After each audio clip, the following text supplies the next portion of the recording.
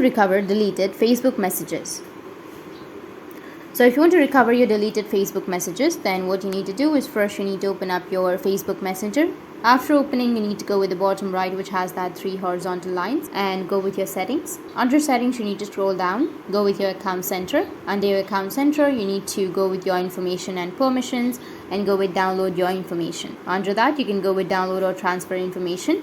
Select your Facebook, go with next, and go with specific types of information. After that, scroll down and select messages and then go with next. Now tap on download to a device and go with the date range. You can go with last week, last month, last 3 months, last 6 months, or last year, or last 3 years, all time, or custom. I'll select last week and then go with next.